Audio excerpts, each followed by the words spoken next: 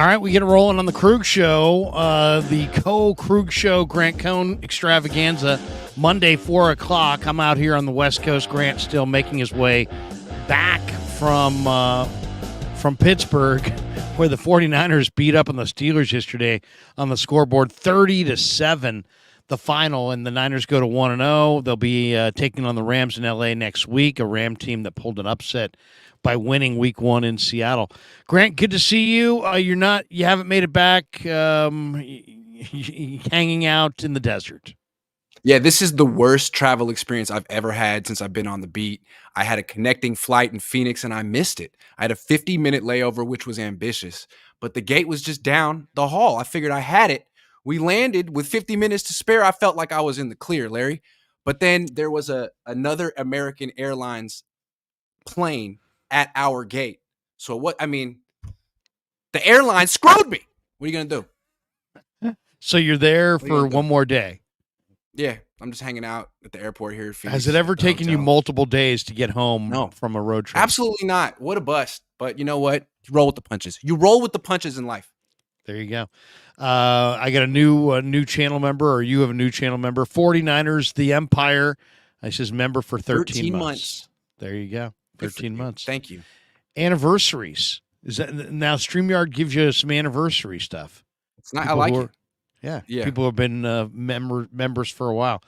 Well, why don't we start with just your primary takeaway? I mean, the Niners got a nice win.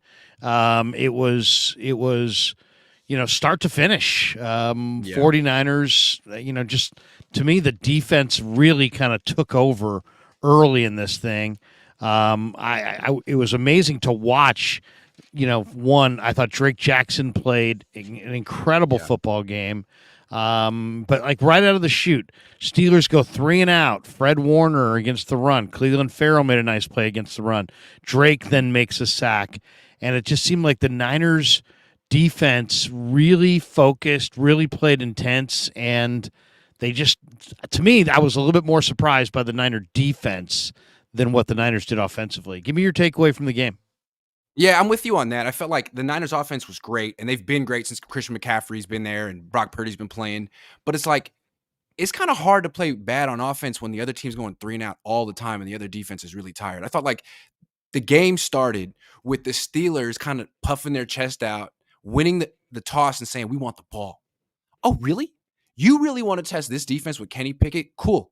And they went 3-and-out. And it was like, you got nothing. I think that really set the tone of the game. Kenny Pickett was under pressure, it felt like the whole game, and he looked kind of freaked out. He looked like, remember how boxers used to look when they had to fight Tyson? Like you could see it in their face, like they didn't really want it. Like they want to know part of it. He looked like that. Kind of what Tua looked like against the Niners last year too. Okay, first of all, we got another one here. We got Hutch Serves Gaming, says member of 13 months. Let's go Niners, 13 months. Let's go. And then we have this one from Isaac who says, Grant, why are you dogging the tuck shirt? Tuck your MF shirt in.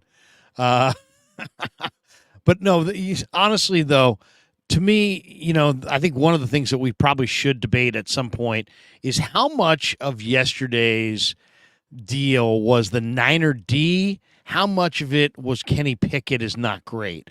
Because there was an awful lot of debate going into the week. A lot of people saying, because I did a thing with Vish and Jesse the other day, and they both decided that they liked Kenny Pickett more than Brock Purdy. They both came out of the same draft, Purdy in the 7th round, Pickett in the 1st. I went the other way. I said, I think Purdy's quite a bit better than Kenny Pickett. But yeah, Pickett looked awesome in the preseason, but in this game, he was consistently behind his receivers. So how much of the success of the Niner D was the Niners? How much of it was just Kenny Pickett is really, I don't know. I don't want to say he's subpar, but let's just say he's a pretty mediocre quarterback. Well, they lost Jimmy Ward and they haven't upgraded that spot, but adding Javon Hargrave and getting Eric Armstead back full strength, whoa. And then Drake Jackson seems like a whole new player. So it feels like this defense might even be better than last year's defense. The pass rush, probably better than last year's pass rush. And that changed everything. Like, if it's really hard to play quarterback against the 49ers defense. You got Fred Warner in the middle of the field taking away all the easy throws. You got Nick Bosa in this great pass rush. It's hard to find completions. And I think like Kenny Pickett just wasn't going to be the guy to find him. I mean, who can really perform well against the Niners defense? So far, it's been Mahomes. Russell Wilson always does a pretty good job. Like, you have to be able to move and scramble and get out of the pocket. You really can't just stand in one spot and dice up the Niners. I don't think you can do it. Who does it? I know. Well, I mean, and it makes, but the whole thing kind of makes you wonder, like how much of it, like for example, the Niners could not stop the run in the preseason to save their life.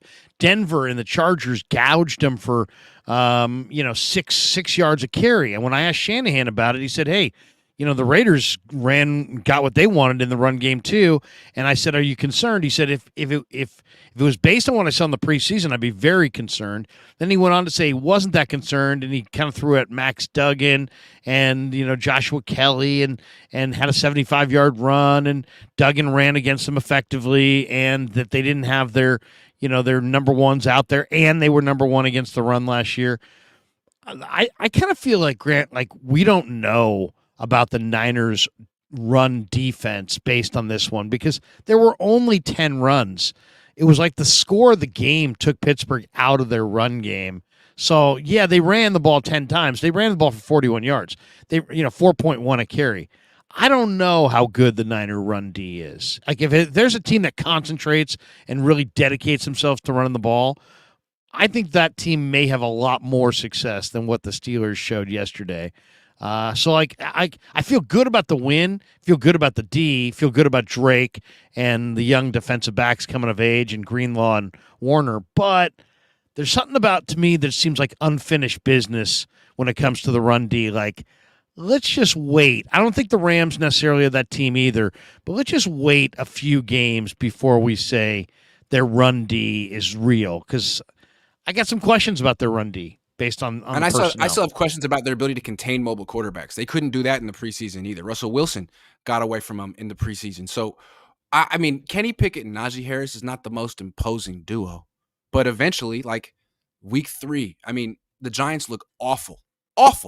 But Daniel Jones and Saquon Barkley are a more dynamic duo than Kenny Pickett and Najee Harris. I'm still thinking the Niners are going to win that game. But to your point, these little issues might be not exposed, but highlighted soon.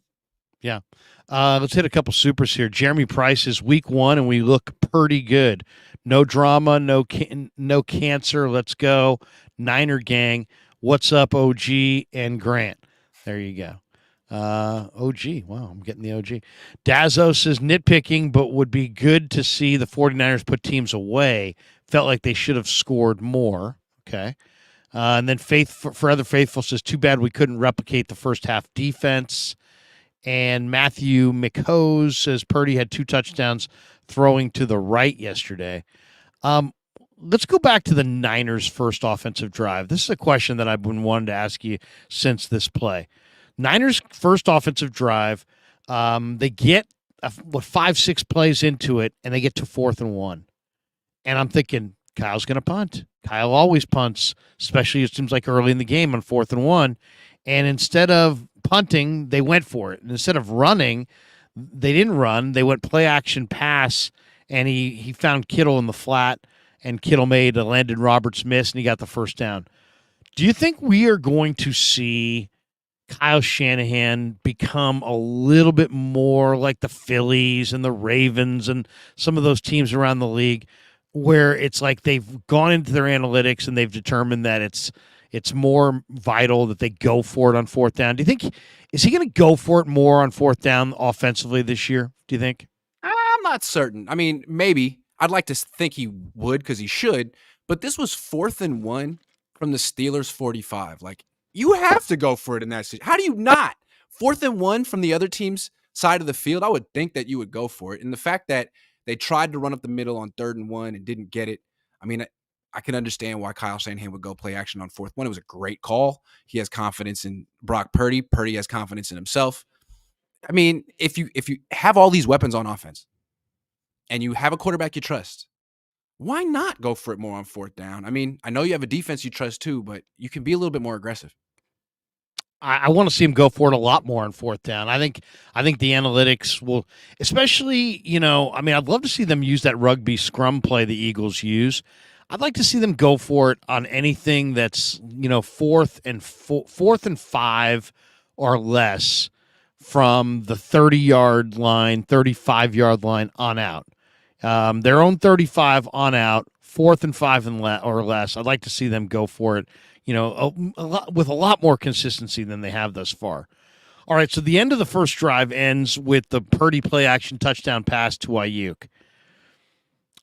I mean, what I saw in this game was the same thing I saw all summer, which was Ayuk looks like he's ready to take it to another level. Is it official to say at this point that Ayuk is their number one weapon? They got a lot of weapons, and they used McCaffrey an awful lot, but I get the feeling when I watch Ayuk that he's just on a different level than the other guys. Where are you with number one weapon for the Niners? I think he's number 2. No disrespect, but I think McCaffrey's number 1. I think the Steelers came into the game saying McCaffrey's the best player on their offense. We got to shut down McCaffrey, and they still got gouged by McCaffrey. 169 yards, 25 touches. I feel like he's carrying this offense. And what makes Ayuk so good is that he's not the number one focus of defenses. McCaffrey is. Debo is a lot of times. And if you put Ayuk one-on-one against 95% of corners, he's going to win. So I think he's in an advantageous position. He could be the number one option. But I'd be interested to know, what would happen to this offense if McCaffrey went down? We saw when Debo went down last year, they didn't miss a beat with Brock Purdy and McCaffrey and Ayuk. But if McCaffrey went down, what would it look like? We haven't really seen Purdy play without him. Be interesting. What did you think of the usage? McCaffrey got 25 touches. 25 touches. And the next 49er, I think the weapon got who got the most touches after that, I think got around 8. Were you expecting to see a 22? If you told me running back splits, they were going to run 34 times, 22 to McCaffrey. Brock had 3 runs. Don't count those. But 5 for Mitchell, 2 to Debo, none for Mason. I would have thought it was going to be more like 10 or 12 for Mitchell, a handful for Mason, maybe even 1 or 2 more for Debo. It was an awful lot of McCaffrey. Were you surprised by that? Should he be touching the ball as much? Should they have gotten him out of the game once they were up 30 to whatever? Yes. I think this is the main nitpick criticism that most fans, analysts would have. Hey, you did a good job. You put him away. You didn't need to keep your starters out there that long, particularly Christian McCaffrey, because he's the one that's taken the most wear and tear with those hits. He's the one that's been carrying your offense, and he's the one you have to keep healthy for the long, long season. So I don't understand why he did that. I think there was a stretch where McKivitz gave up a couple sacks back to back, and I think 9 of the next 10 plays went to McCaffrey.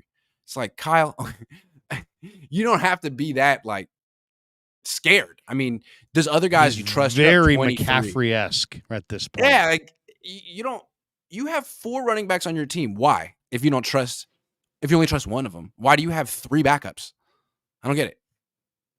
You're up 23. What's going to happen? It's like being afraid to bring in your closer up 5. Come on, what is the problem? It's weird. Okay, so you talk to Chris Kocurek. You say, Chris, you got the number one defensive. Your number one defensive line might be as good as anybody in pro football. Are you going to run those guys out there more snaps? No, I'm not. I'm going to divvy up the snaps. I'm going to run a rotation. You understand the need, they understand the need to keep Bosa and Hargrave and Armstead and Jackson and their number one D line fresh, but it's hey, I don't know about the need to keep their number one running back fresh. It's we're going to run him as hard as we can, and then when he goes down, we'll just put somebody else in there. I don't know. I know they love McCaffrey. He had the biggest play of the game on the touchdown run in the third quarter, but at that point I thought, man, I didn't need to see him in the fourth quarter. I would have been okay watching somebody else run the ball. Yeah, maybe that's nitpicking. God forbid McCaffrey gets injured up 20 in the fourth quarter. Kyle would never live that. Week 1. Yeah, come on. You would never. That would be a crusher. Dodge a bullet. Okay, let's get back to Drake Jackson for a second. Is Drake Jackson going to have a double-digit sack season, or is his job now one of the easiest jobs in pro football Hmm. because of the presence of the three other guys? How much from Drake was just a hot week one? How sustainable, I guess, is Drake Jackson's performance? I mean, I got buddies, and you probably do as well, who are like, they're the great overreaction guys. And literally, I had a buddy text me this morning who's like, Krug, Drake Jackson might be better than Bosa. Oh, come on now. Let's pump the brakes. I'm a huge Drake Jackson fan, but let's pump the brakes. What was your takeaway on Drake? I mean, we saw him get bigger, stronger in the offseason. Is it sustainable, Grant, or was it just a hot week one? Well, the way I saw it was that he wasn't necessarily like dominating the game. He was cleaning up. Guys Right. were getting flushed into him, and he was cleaning up, which is great. The way I see with the nine, like in 2019, they had D Ford, Buckner, Armstead, and Bosa, and the fourth best pass rusher of that four was Armstead, and yet he was the one who led that team in sacks. He was the one who had 10 sacks that year, and it wasn't because he was the best pass rusher on the team. It was because he was cleaning up. Um, I feel like Drake Jackson could do that role really well because everyone's trying to get away from Bosa. I mean, Hargrave's really good too. You got to scramble somewhere. You're going to be rolling into Drake Jackson. And he's really athletic and he sticks with the play. Even if he doesn't beat the right tackle or the left tackle right off the snap, he can chase down most quarterbacks. So I think he's definitely in a good position to get 10 sacks this year, considering he has 3 already. Yeah. I mean, the guy was absolutely amazing yesterday. Chris says, before giving Brock his gold jacket, can we see him be the reason why they win rather than not being the reason they lose? Efficiency is great, but he will be down and need to make a play to win. We also have this one from Chris who says, Kyle tried his best. I just want to see Brock stay healthy. Like he's playing really, really well. He needs to stay healthy.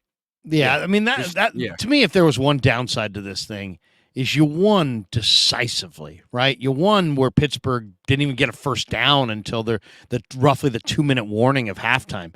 And still, Brock Purdy took 7 hits. And if you multiply that times 17, that's a lot of hits coming his direction over the course of the year. I don't know that he can get through with 7 hits a week.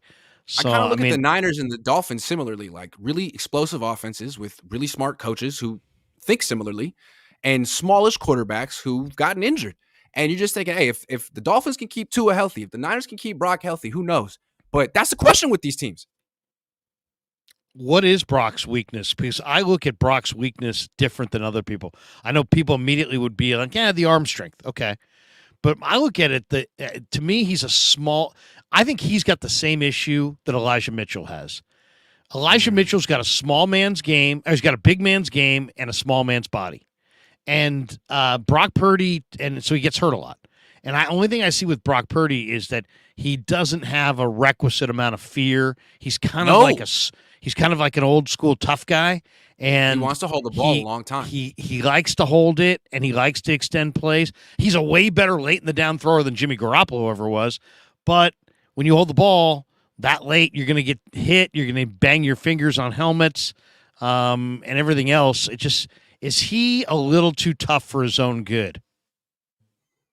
Well, I mean, tough, confident, arrogant. I mean, we all love it. It's like his best quality. Right. But at the same time, you're like, man, how long are you going to be able to pull this off? Because you play like Russell Wilson, but Russell Wilson, when he was 23, ran a 4.5. Like, he was more explosive than Brock with his arm, with his legs. And maybe Brock doesn't need to have that explosive element to win a Super Bowl and be great. But he also needs to know his limitations and protect himself. And sometimes I feel like he's just like, he thinks he can't get touched out there. He's like almost high step. He is high stepping on people out there. He's done it. Right. It's crazy. Yeah. He's done it against Seattle. I like it. Yeah. No, I mean, in a way, it gives the team confidence and swagger. I saw Trent Williams said, hey, in the post game, Brock is becoming our leader, so on and so forth. I will say that, but the best ability is availability, as Bob Myers once said. And it's like, if you're not available, you can't win. And sometimes I look at the way he stands in there and I'm thinking, man, just get rid of the football.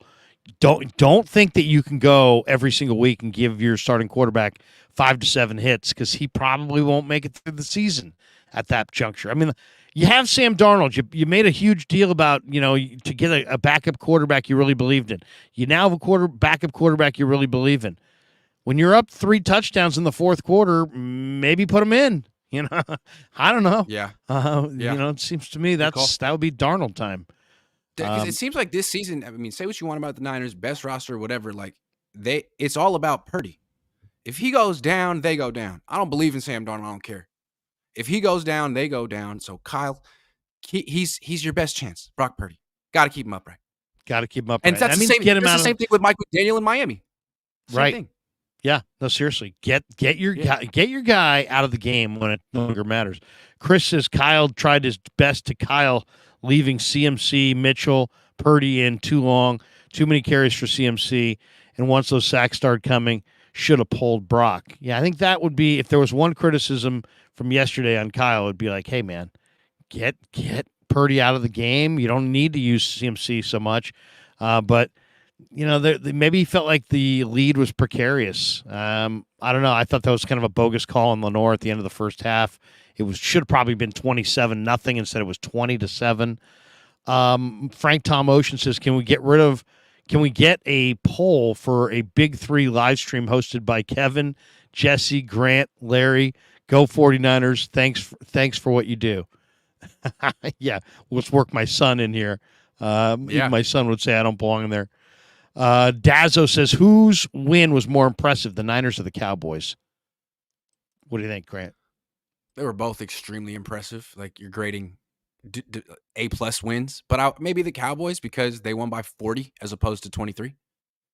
See, I would push back and say it was the Niners because the Steelers at home are far more daunting than the New York Giants at home, and I think Dallas.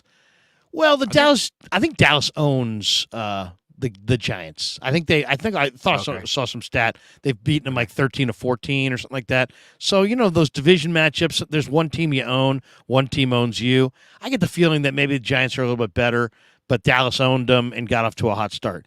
Steelers, on the other hand. Giants made the playoffs last year. I don't think the Steelers making the playoffs this year. I know. They didn't make it last year. Maybe the Giants won't make it this year. They looked awful. Hard to say. I'll say In fact, I'm saying the Giants aren't making the playoffs this year. Yeah, I expected the Steelers to be better than what they were. Did you expect the Steelers to be better? I thought they were awful. I thought they didn't have a lot of energy. I thought they weren't. Cameron Hayward pulled his hamstring. Deontay Johnson pulled his hamstring. They just didn't seem ready, which is really weird because they're always ready for week 1 and they practice really hard and they play their starters during the preseason. They just were not there. It was so strange. Maybe they're just not good. It's possible they're not just like everyone says Mike Tomlin's this really good coach. Is he? Or did he have a Hall of Fame quarterback for a really long time and now he doesn't? I think he's a really solid defensive backfield coach, and they've got a really, really strong organization. They've done good drafting. But they've had a strong organization since 1972, though. Yeah, no, seriously, and he benefits from having a strong organization backing him. He doesn't pick the players. Kevin Colbert, now Omar Khan does. So it's I do think Mike Tomlin's a good coach, but I was thoroughly unimpressed by the Steelers. One, I hate to say this because I know I'm going to hear pushback because his agent's a buddy of mine and he's a Bay Area guy, but Najee Harris is overrated. I said it. Najee's a great guy, and I love Najee, but he runs upright. He takes hits. I knew he's not up and down. Yeah, he's not. He's not a speedster. He runs totally upright, and he gives you a gigantic target. And what did Fred Warner do on the first play? He just blew him up. Just absolutely right in the mouth. I have a theory that the Steelers drafted Harris because Franco Harris, and they have the same last name, and they like the idea of having another running back named Harris, and it bit him. That's what I think. It was. I was at the Pittsburgh airport today, and they had like a statue of Franco Harris doing the Immaculate Reception. Right, person after person taking picture with it. It's like, man, that happened so long ago. Wow. But people in Pittsburgh were like, Franco, and they like had their it's really funny. It's really cool. Wow. I guess it's their Dwight Clark moment, right? Kind of. Yeah. I mean, and Franco, as a little kid, I can remember. I was very much a Franco fan. Niner fan says, should we be worried about the Cowboys? What's your take? I think my kid asked me a question. My younger kid asked me a question earlier today. He said, Dad, do you think the Cowboys are now a bigger rival or a bigger threat to the Niners than the Eagles, because he saw the Eagles struggle with the Patriots and he saw the Cowboys destroy the New York Giants. And I'm like, well, I don't know, because at the end of the day, it's still Dallas, and I think the Niners have a great matchup against Dallas. They seem like they can run it on Dallas. I maybe have a little bit more respect for the Eagles than I should have, but Dallas to me is a blowout team. Like if they get into a game where they get up big, they got a lot of pass rushers, they got corners who can pick the ball out of the sky. They can make you look really bad, and things can tumble out of control. And last night was a good example. They get a 16 nothing, 26 nothing at half. They blew the thing open. But if you can run it on them and keep the scoreboard even, they're a one running back team. They have Tony Pollard and not a lot else. I don't know, man. I'd still be a little bit more afraid of the Eagles than the Cowboys. Where are you on? I just feel like that? Dak is not a good matchup against the Niners. We talked about it earlier. I feel like you need to be mobile. You need to want to use your legs. You need to get out of the pocket because the Niners will give you a green light. They'll let you out of the pocket. They'll let you scramble. If you don't take that, it's so hard to move the ball and pass the ball against the Niners. And I think Dak, I don't know, maybe it's the broken leg. He just doesn't seem fast. He doesn't seem like he wants to move. He seems like he wants to plant himself in the pocket and prove that he's a pocket quarterback. Like, you can't beat the Niners that way. He can't. Geno can't. You got to sort of play like Purdy. You got to sort of play like Russell Wilson. You got to run around. And I just don't see Dak doing it. Jalen Hurts does it a little bit better than Dak. So I think that the Eagles are a tougher matchup for the Niners. We saw it. And the Niners did a good job against Hurts, if I remember correctly. They did a good job against him. Yeah. No, I mean, Hurts, and now Hurts might have been banged up in that game, but you're right. I think the Niners feel like they can run it up and down the field on Dallas. And until proven otherwise, I think they probably can. Junior Bob says, does Brock's arm look weaker? Brock made a number of plays.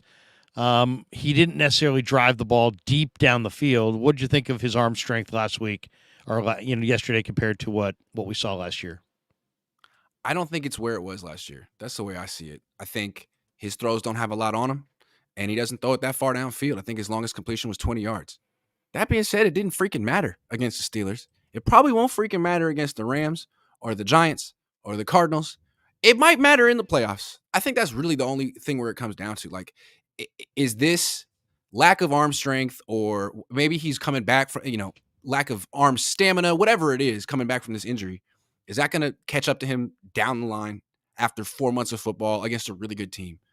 Maybe. But in the meantime, for what he's getting paid with this team, like, he's really good. He's clearly the best option. And I think a lot of teams would love to have a quarter. Like, the difference between Tua and Purdy isn't that much. I think Tua probably throws it downfield more. He also has Tyreek Hill. Maybe if Purdy had Tyreek Hill, he'd be throwing the ball downfield more. I don't know. They're kind of similar. Brock is 8-1 as a starter. If you were saying design the perfect game plan to shut him down, what is it? I would like to. If you're an opposing team, you're trying to shut him down. Don't let him roll left.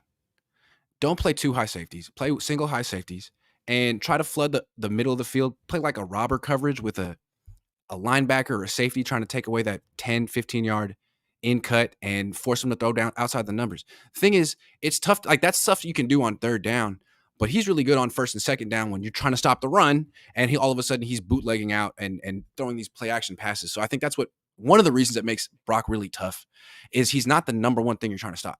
You're trying to stop McCaffrey, and that's hard enough. And then McCaffrey's going to the right, and Purdy keeps the ball, and he's going to the left, and it's like, oh, it's hard. It's really hard. And then you guys cover 5 really good eligible receivers. He's in a good spot. He's in a good scheme. He fits it really well. But if you can somehow get him into like third and longs, then you got him, because Colton McKivitz isn't good. And Burford but it, how many third and longs do the Niners face every week? 1, 2. And then on third and long, he made multiple plays this week on third and long. He can make plays on third and long. What amazed me about this game was is the Steeler pass coverage not very good, or was it the scheme? Because Ayuk, when he did go drop back to pass, when he did throw the ball down the field, his receivers, outside of the one where he put the dime on Ayuk against Peterson, where Peterson literally was draped all over him. For the most part, the Niner receivers got separation against the Steeler defensive backs. It wasn't like Steeler defensive backs were making plays on the ball all day. A lot of times when Brock dropped back to pass, he didn't just find a guy. He found a guy that was, 3 yards in the clear. Yeah, I mean, I thought that Steelers defense was really overrated. Maybe they were tired because the Steelers offense couldn't get a first down. That's possible. But who on the Steelers defense impressed you other than TJ Watt yesterday?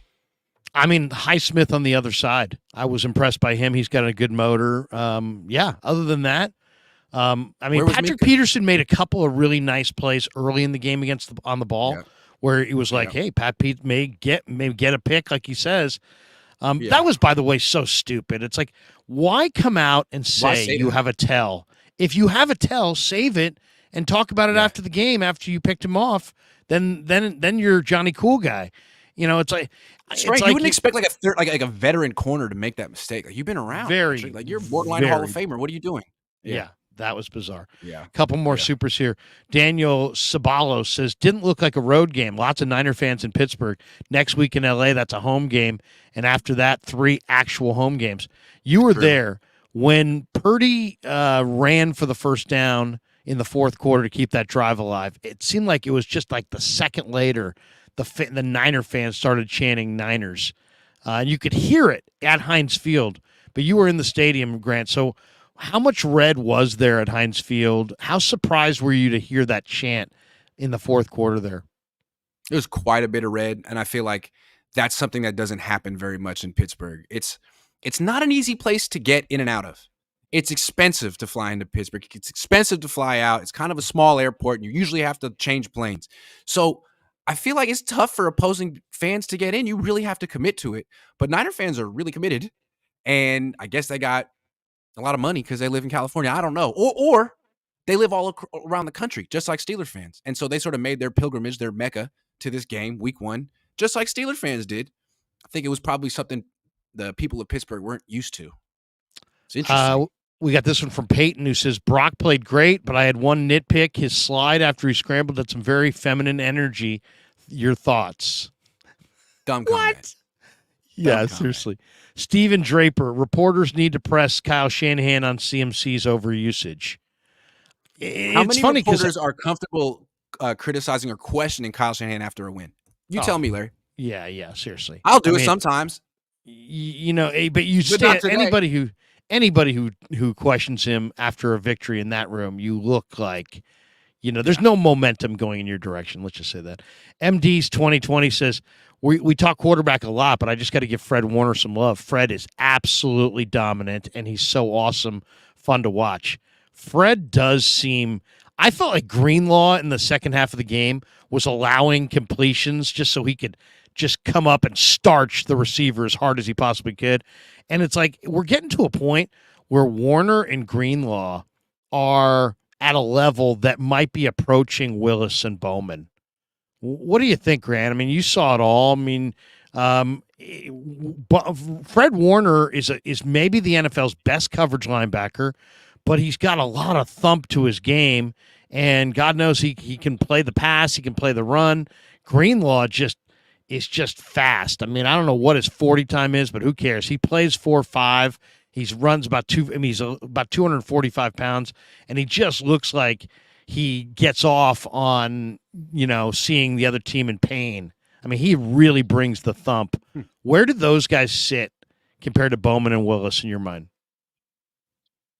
I think they're right there. And I think when I watch Greenlaw, doesn't he kind of remind you of like a mini Patrick Willis? Like, he just looks like a little bit shorter, but he plays with the same kind of explosion and aggression. I'm not saying he's Patrick Willis, but he's like a child of Warner. He's like a Bowman Willis child. If they were married and they had a child, they would have Greenlaw.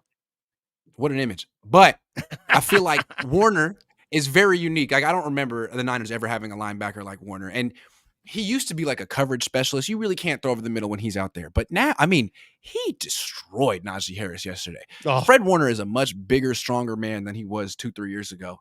I feel like he's sort of still improving too. He's an excellent player. I mean, like, quarterbacks don't throw over the middle against him. What an asset to have. I feel like the Lions drafted that Jack Campbell this year in round 1 from Right, Iowa Iowa. because Fred Warner exists. Because Fred Warner, they're like, we want that. They drafted Jahmyr Gibbs and Jack Campbell because the Niners have Christian McCaffrey and Fred Warner. They were like, yeah, we want that. Seriously. Just saying. I mean, Warner Yeah. Warner down the field is what's surprising to me. He's like a DB. Zachary Kelway says Eagles OC and DC's gone. They're going backward. Yes, go ahead. Can we talk about the Cowboys for a second? Because Yeah. we both kind of wrote them off. Let's take another look at the Cowboys. What they have going for them, they have Micah Parsons. And they can put him on Colton McKivitz. They put him on Mike McGlinchey last year, and that gave the Niners problems. So that right there is he's better than TJ Watt, Micah Parsons. So that's tough. And then on the other side, they have 3 wide receivers you got to worry about. Not just CeeDee Lamb and Michael Gallup, but they have Brandon Cooks too. And I don't know about the Niners' number 3 corner. Like if it's Ambry or if it's Isaiah Oliver, I don't like them in any of those matchups.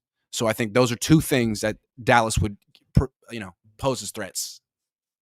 Dallas is a nice addition. I mean, Dallas lost Dalton Schultz. I think that hurts. So they're trying to replace him with Jake Ferguson.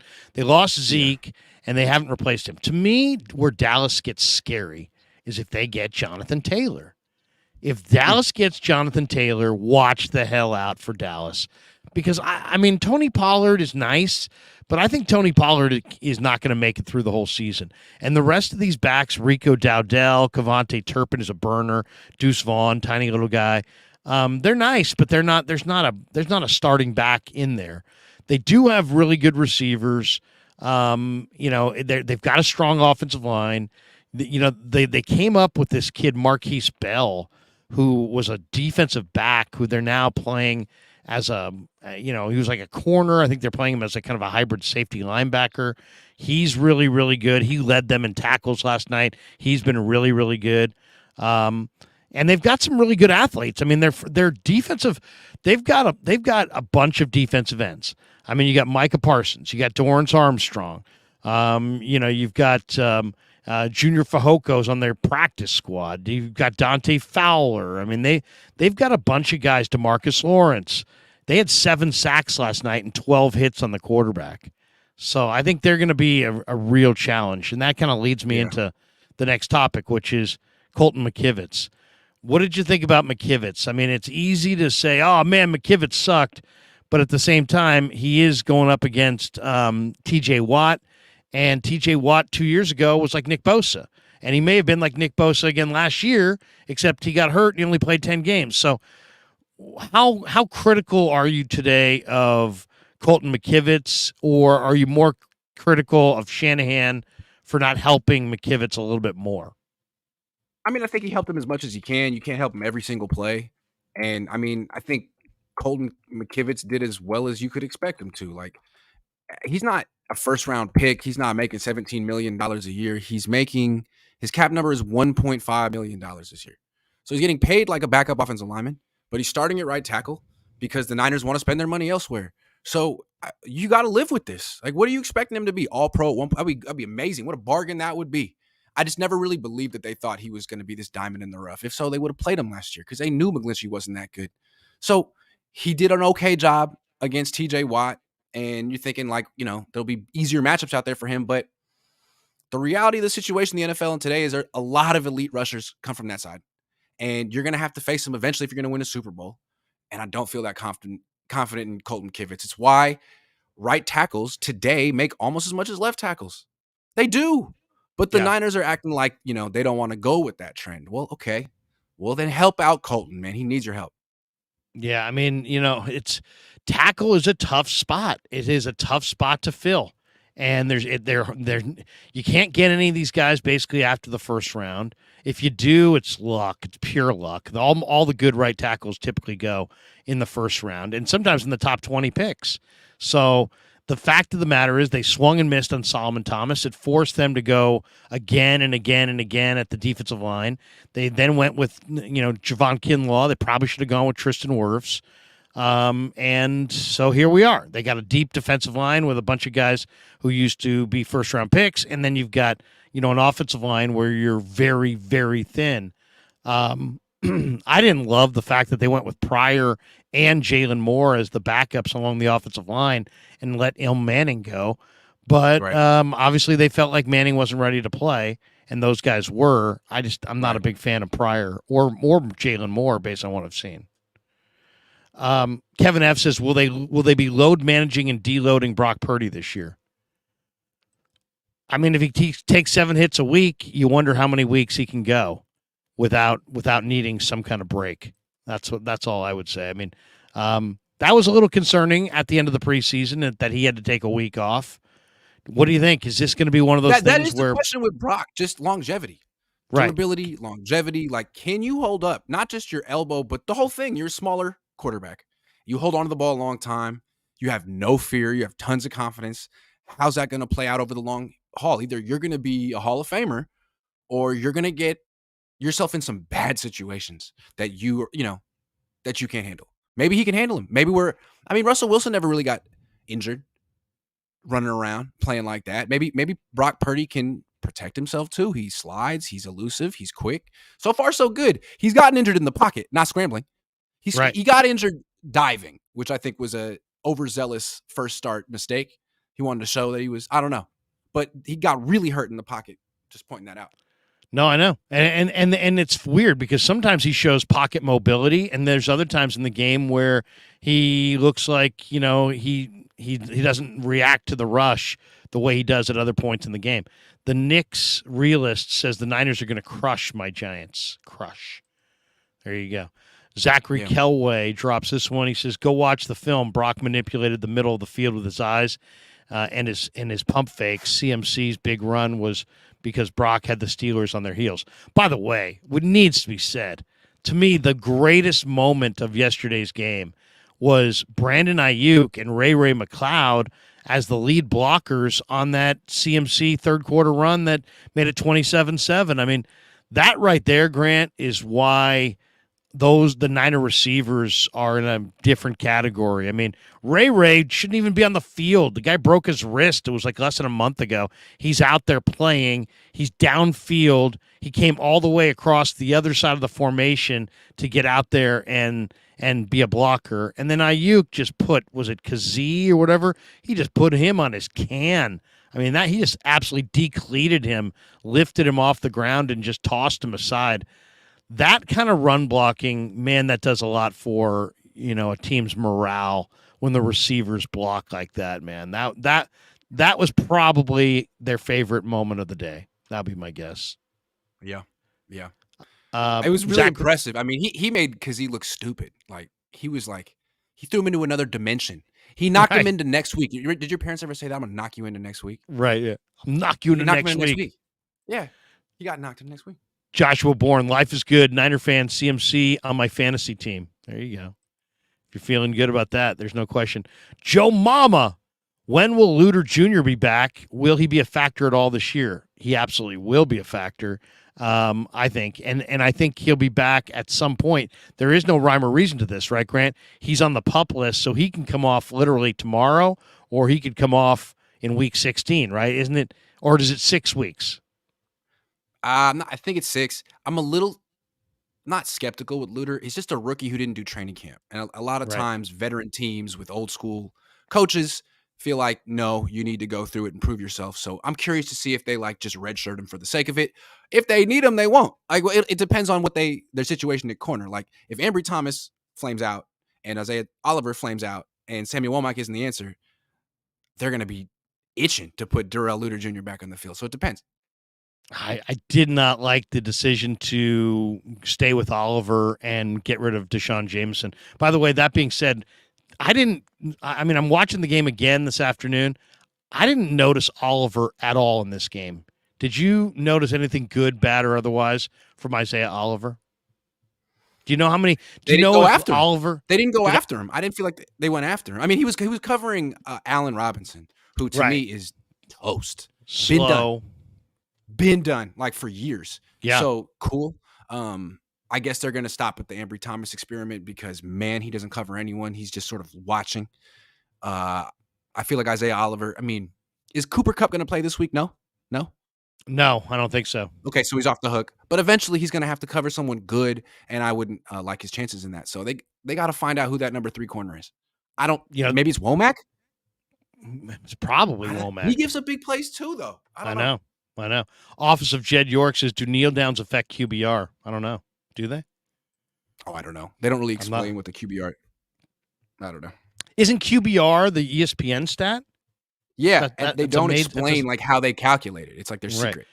Matthew Sanders says Steelers zone scheme got eviscerated. Bad calls. You know, that's the one thing about Purdy. It's like he just does. He doesn't get his receivers destroyed, and man, he finds the soft spot in the zone. I mean, it seems like all the times I remember Jimmy leading guys into monster hits. Man, it doesn't seem like the Niner receivers get led into too many big hits with Brock Purdy, and he just seemed like he understands the zone.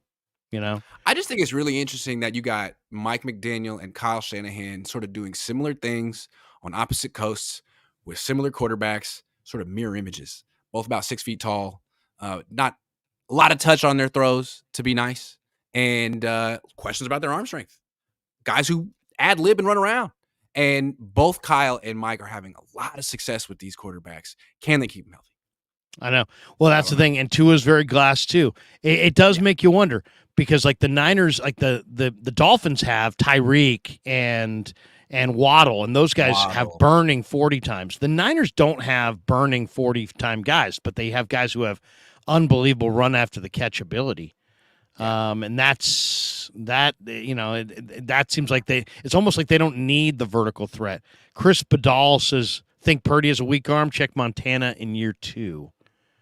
Who do you think? What was I going to say? I forgot. It's been a long. Never mind. I'll come back to you.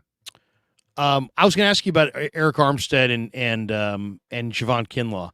Those two guys are, I would say, they're number 1 and number 2 best interior run stuffers. They both played. I felt like when I watched the game, like Kinlaw was active and getting more things done, but he doesn't make any plays as far as there's no tackles. And Armstead played significantly, and he also does a lot of good things out there, but he only made 1 tackle.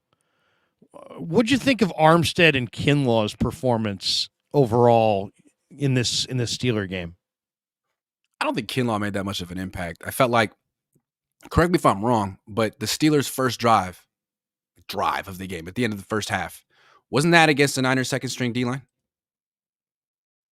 Yes. I believe it was. Yes. So I feel like when he's on the field with Givens and whoever, like teams want to keep them on the field as much as possible. Armstead, I felt like he was collapsing the pocket. Armstead, he doesn't necessarily finish plays. He did that 1 year, but mostly he creates pressure for other people. His pressure is intense and it's consistent. So they're way better with him on the field than without. He's really important to this team. I think the Niners were hoping that Kinlaw would be sort of a Eric Armstead type player. He's not so far, but it took Armstead like 4 or 5 years to get there anyway. Football is one of those sports where you can't judge the game by the box score. You really can't. In baseball, if a guy went 4 for 4, he had a good day. You know, there's no such thing as, hey, he went 3 for 4, he drove in 5 runs, he had a bad day. In football, you could go into a box score, have no tackles, and still be pivotal.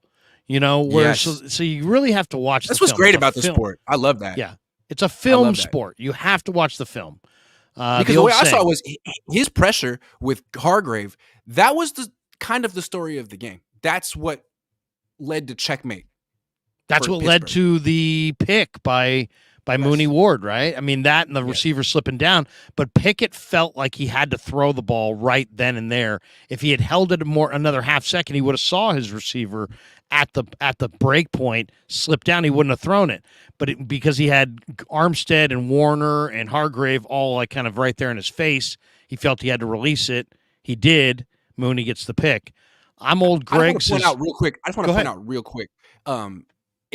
If you switch quarterbacks, if the team switched quarterbacks and Purdy was on the Steelers and Pickett was on the Niners, I'm not saying Pickett would be the better quarterback. I like Purdy better, but Purdy would have problems. He'd have Armstead and Javon Hargrave in his face all day, and that's hard. I saw what that looked like in training camp. You saw what that looked like in training camp. It's not easy. Purdy threw a bunch of picks.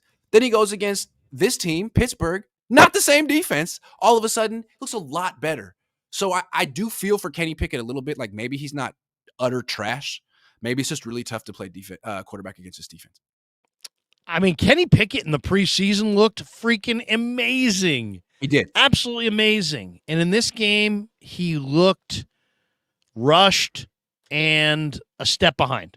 And it seemed like almost every one of his throws he was behind his receiver. He was never ahead of his receiver. Almost everything was behind his receiver. So that makes me think that maybe his processing was a little slow. Maybe he's seeing it and he wants it to come out, but man, he's getting it out just a little bit late. But yeah, I mean, I like Purdy more than Pickett based on accuracy. I think Purdy's a more accurate quarterback than Pickett.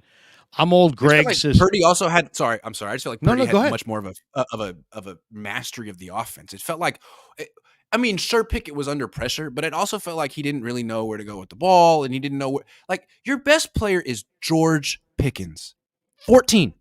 Right. He's good. Where is he? Well, how can Right. you not find him, Kenny? Like Purdy knows where his guy. Like he knows where Brandon Ayuk is. He didn't just fall out of the freaking game plan. I don't understand that with Kenny Pickett. I'm like, this is your second year on the team, and you just look like a rookie still. I don't know. Yeah, maybe. I mean, I'm not a huge Kenny Pickett fan going back to Pitt. I mean, I think he's solid, but solid, nothing more.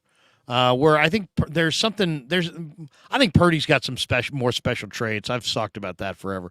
I'm old. Greg says Seahawks and Steelers get overhyped. Great stuff, guys. Even though Larry's lazy. That's it's kind of an ongoing joke on the channel. Bazzy Mian, who wins tonight? Jets or Bills? Is that game in MetLife or is that game in Rich? It's MetLife, isn't it? I see MetLife. I'm gonna go Jets. I'm gonna go Jets. What do you think? I mean, Bills are the better team, but did you watch any Hard Knocks? Do you believe in the Jets at all? My question with the Jets is sort of the same question I have with all of the Kyle Shanahan coaches. Like, your offensive line, is it good? Are you really going to protect your quarterback? Like, how good is your offensive line? Mekhi Becton? Yeah. Is that your plan? Right? You really believe in Mekhi? Like, you haven't, but now you do. He's protecting Aaron Rodgers. Okay. Like, we'll see. I don't know, but I do think that defense is legit. I think Robert Saleh's defense is really good. So, and I don't really like the Bills. There's something about that team. There is something. There is. I liked the Bills a year ago, but there's something about them. Let's just say this.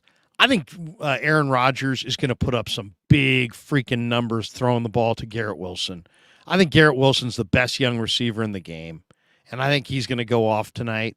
And you know, the Jets do have a couple of good backs now in Dalvin Cook and Breece Hall. I'll say this: watching the Jets in the preseason, man, the Jets sure have an awful lot of defensive linemen. Quinnen and Carl Lawson, Jermaine Johnson, Will McDonald, Michael Clemens, Bryce Huff. They come firing off the ball, and they got Sauce Gardner, who's a true number one corner. I don't know. Maybe I'm falling for the Jets, but yeah, I think I'm picking the Jets. Like, who do you worry about on the Bills D line? Yeah, I mean I don't. I mean, you don't. Ed Oliver. Ed Oliver, maybe. Yeah. Okay. That's but the he's one not guy. going to win that game. He had 2.5 sacks last year. I mean, he's not going to take over he's a solid player. Yeah. I mean, nothing more. Dustin the Gale says, Larry, most Lance supporters were upset that they chose Darnold over Trey. Only a small, misguided group wanted Trey starting over Brock this year. Regarding your speech this morning. Oh, no, what I was saying is, if you're super anti-Brock Purdy and today you're like, hey, man, I really believe in him, all I want you to say is, hey, look, I was wrong. I was wrong, and this guy's got more to him than I thought. That's all I was saying. Because there were several people that were like, hey, you know what, Trey, and I understood the upside of Trey Lance as well. But I always felt like his thing was I think Trey's still coming, but I think it's a year or two off in the distance. I think Brock is real, and that's why I've been touting him. But I do understand the people who say, you know what, the durability issues, because I don't think he can get hit 100 times this year and be standing at the end of the year. So, I mean, that's kind of where I'm at. But that's what I said this morning. I was like, hey, look, if you're in this mode of, Brock Purdy sucks, and today hey, Brock's, you can win a Super Bowl with Brock. All I said is, hey, I just want somebody to acknowledge that, you know what? I didn't have this one. I get stuff wrong all the time. I don't think anyone said Brock Purdy sucks. No, but the people diminished him like he's a well, not necessarily any actual people, but in the chats, I got tons of, this guy's a backup, this guy's this guy's never. At best he's a backup, and you'll see this year. And I agree with Nick Bosa, who came out and said, you know what, nobody really accounted for any kind of improvement, and yet he was going to improve. And he did improve this year. I mean, he's definitely improved in some aspects of the game mentally from last year to this year. And I think most people who were anti-Purdy weren't accounting for that. They were just thinking, like he had like the quintessential Purdy performance, 220 yards, 2 touchdowns. Like he does that every week. He does That's that his every game. Week. Yeah, I mean, he's not throwing for 370. No, 220, 2 touchdowns, and a win. Somehow 35 points. To me, the most underrated part about Brock Purdy is the fourth quarter competitiveness. And this is why I think he's ideal for Kyle, because Kyle has gotten into some big games in his career, and he has not been able to finish those big games. Some of it's on him, some of it's on his quarterbacks, and that's the story. I think Brock Purdy is going to be a finisher, in that I think a lot of the things that he does well are the things that Russell did well. He's going to burn clock. To me, the best play of the game outside of when he stepped up, beat Minkah Fitzpatrick, created more room for himself, and found Debo. That was a beautiful play. But the third and 12, 16-yard or 18-yard run in the fourth quarter to keep the clock churning, that to me is quintessential Brock Purdy. That's the part of Mahomes' game that Brock does have. Mahomes is not a runner, but Mahomes will run. Didn't. No, I know you hate them. I know you hate when I bring up Mahomes. I liked it. No, but you know what I'm saying about Mahomes? Mahomes is not Lamar. Mahomes is not Michael Vick. But damn, man, I've watched so much Mahomes. It's crazy. When he gets to the fourth quarter and there's money on the table and you give him a 15-yard window to run, he'll run. And he'll get that first, and he'll win the game. And I just think that Purdy's got the ability to – he's got that desire to run once a game, twice a game. I no doubt. He's not running all day. It's a big part of his game. The only thing I'm saying about, like, him compared to, let's say, Tua. Like, Purdy, again, they don't – he doesn't throw that much. He's never thrown for more than 332 yards in the game. Tua threw for, like, 440 yesterday. Yeah. I mean, and the Niners aren't built that way. Maybe the Dolphins are, but can Purdy do that? I guess we'll find out. Maybe he can. I'm not saying he can't. He threw for 3 bills against Seattle. I'm not saying he can't. I just want to see it. I want to know. Yeah. I want to know. I mean, let's just say this. If he's going to do that, it's going to be a lot of run after the catch. Yeah. A lot of run after the catch. And there was a stat in this game that I thought was interesting, and it was that since 2018, the 49ers have led the NFL every year in run after the catch. So in a lot of ways, that's kind of the Shanahan offense is the rack. Yeah. I'm old Greg says, I also want to say sorry to Grant for my super chat yesterday. Beers and a win got to me. I don't even remember. I'm old Greg. We're good. I don't even remember. We're good. Man, I got crazy, Grant. I apologize, bro. It was the beer, man. We're good. It was the beer speaking, bro. We got this one from Zinley. Ha, time to say you were wrong, Grant. LOL. I'm wrong. All right, there you go. Grant, although I did pick the Niners to win the game. That's the thing. I picked the Niners to win. And everyone's like, in your face, Grant. Like, whoa. Hey, you know what would be great? How much of the Steelers? Not only does it tell you at the top of the screen how many people are watching, and there's over 2,000 people watching, but you know what would be great? It would be like if there could be like a Grant Cohn meter that said how many people are watching that like me and how many people are watching that are rooting against me. I want to make T-shirts that say 2 T-shirts. One says I like Grant Cohn. The other one says I hate Grant Cohn. I think I could sell both of those. Yes, I got some. Yeah, seriously, and maybe make it. You know what you do? You make it a reversible shirt, so you can wear it. I like it's that. a reversible shirt, like a PE shirt in high school. This like side that. it says Grant rules. The other side Grant sucks. That I would feel be like being a awesome. Niner fan, like you have to have an opinion on that. Like, okay, how do you feel about Grant Cohn though? Do you like him or do you dislike? Oh, I hate him. Oh, I used to hate him, but now I like him. Like, I don't know. My favorite is standing next to you in training camp, and literally you'll have the guy yelling, Grant, you know, I skipped my kid's wedding to watch your show last night. And then there'll be like some guy who needs to be like held back from there's a guy who needs to be held back from security.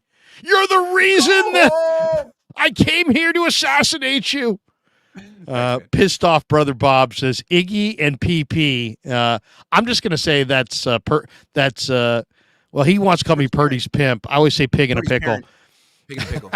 He goes, I predicted 37-17. Told you. He did. Brother Bob predicted a Niner rout. I got to give him that. One. We got this one. Let's see. Got that one. We got this one. Here we go. Pissed off brother Bob. PP, it's Purdy dirty 30 every week. Some pimp you are. Nice. Yeah. Matthew Sanders says Purdy is Alex Smith with points, genuine game manager. No, he's way, way gutsier than Alex Smith. Alex Smith was bigger, better athlete, better arm, but Purdy's a way better competitor, I think, than Alex. And that I loved Alex. I'm going to try my best not to make definitive statements about quarterbacks after 8 games, good and bad. Like I've said some things about his arm strength. It's been 8 games. Like you have to. What's a good amount of games? I feel like if he does Kaepernick it 3 seasons fooled us. in a row, 3 seasons in a row. If you do it 3 seasons in a row, I think you're legit. 3 in a row. 3 in a row. I would say 25. 25 games is a good barometer. If you got 25 games, you got a pretty good handle. Keeney 58 seems like there's a bunch of consistency and durability. I feel like that's proven over a little bit more a longer stretch of time. Consistency and durability. Yeah, and also you got to see how much you want it. I mean, like I felt like maybe Kaepernick wanted it more than maybe he wanted it late. Keeney 58 says seems there's a bunch of edge options if we want it, but who are some of the cornerbacks, O-linemen we can go get? Do the Niners, us, Dallas, Cincy games as an indicator to make a trade? The Niners cleared $40-some-odd million of cap room. And everybody's got a different read on this, Grant. And I haven't talked to you since this happened, so I'll throw it to you. What do you think's the reason? Is it because they got all these guys they want to sign next year? Is it all because of Brandon Ayuk extension? Is it about creating flexibility to make a trade? Is it a defensive end they would want? Is it it's like wait and see who gets hurt? Why did they clear the most cap room of any team in pro football? And what do you think they're planning to do with it? Hey, your guess is as good as mine, Larry. You tell me. I have no idea. When it first happened, the first thing that went through my mind was, they're keeping their options open for Kirk Cousins. But I'd like to think that's not what's going to happen because no one wants that. No one wants that. I really so you tell me, Larry. I don't know. I just think that it's like this. It's like you're going on a long trip across the country. It's hot. Of course, you're going to fill up your canteen. To me, clearing that cap room is like having an extra water supply. Like the Niners, I think we would all say, are all in on winning the Super Bowl this year. Well, if you're all in, you got to be able to maneuver in October if you lose a corner, if you lose a lineman, if you lose an edge rusher, if you lose a receiver, if you lose a running back. Who knows? What if McCaffrey's done for the year and Indy's, saying, hey, I'm thinking about moving Jonathan Taylor and I'm shopping him to Dallas or Philly or Kansas City, or the Niners.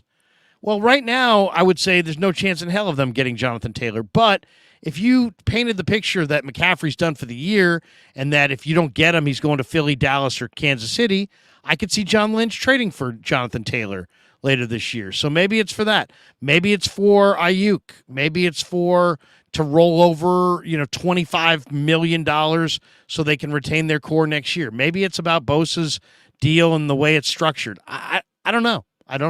I'm not really sure. Would it be all right if we wrap up kind of soon so we could watch this game? I kind of want to Yeah, watch let's do this it. game. I mean, let me just hit the Yeah. last supers. Sure, You guys see what happens is you do a show with Grant Cohn, then there's so many people donating cash that you can't get out the door. We could do this all day and just clean up, but money a concept. Mean much to me, Larry. What a concept. Money.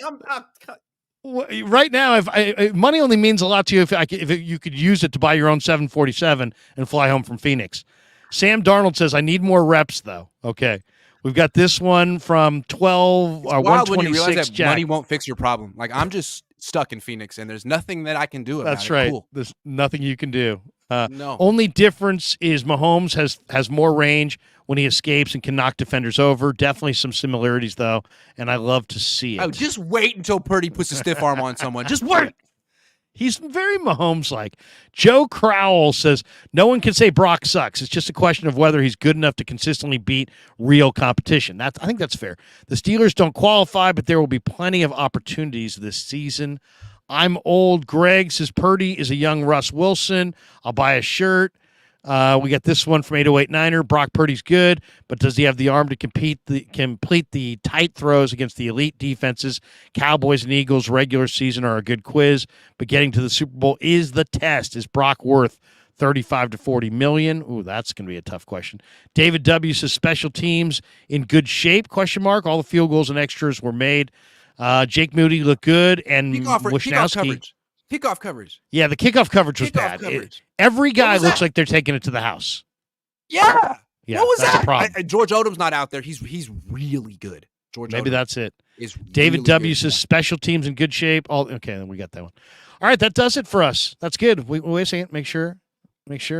Thanks to the 2,000 people who showed up for this extravaganza. Grant, I'll give you the final word before we watch Larry's Jets the Bills. best. Make sure you subscribe to Larry's channel. Make sure you check out Pig and a Pickle. They don't even pay me to say it. And I'm saying check out Pig and a Pickle. Also, New York style sausage company. They don't pay me either, but they make great sausage. I'm going to do a little advertisement for them right now. My mom, may she rest in peace, every self-respecting Italian woman has their own meat sauce that they make, and you can't get it at any restaurant. It's theirs. And what she used was New York style, mild Italian sausage only. And it was phenomenal. I still make it to this day. And I just want to say thank you. What I love is they make it in bulk too. So you don't have to have it in, it's perfect for a Italian pasta. Get the bulk sausage. There you go. Thanks to New York style sausage. Thanks to Marin Auto Glass. Thanks to Pig and a Pickle. I got to run this one spot. Mojo Fantasy, the proud sponsor of the Krug Show. The sponsor of today's video is Mojo Fantasy. Mojo Fantasy has introduced a whole new way to play fantasy football this season. It works by entering into contests and building a portfolio of players. The better your portfolio performs, the more cash you win. It's simple. The props you pick act like stocks, and you can buy and sell player stock live all game long. And you can cash in on a hot start or just hang on and let them ride. That's it. Make picks, make moves, make money. Now, this week I'm entering into a contest, and this is what I'm going with. I'm going with Aaron Rodgers over 238.5 passing yards, Garrett Wilson with an anytime touchdown, Josh Allen under 244.5 passing yards, Garrett Wilson over 5.5 receptions, and Khalil Shakur over 12.5 receiving yards. To play Mojo Fantasy alongside me, check the link in the description and use the promo code KRUG, KRUEG, and get up to $100 matched on your first deposit. All right, back to the Krug Show. We're letting Grant get on with his night with a little football, Jets and Bills getting ready to start. Thanks to New York Style Italian Sausage Company. Thanks to Pig and a Pickle, the best barbecue in all of Northern California. Thanks to Marin Auto Glass as well. And that does it. Peace. Yeah, never met a man I've been scared of. Careful, you gon' get exactly what you asked for. Here for whatever.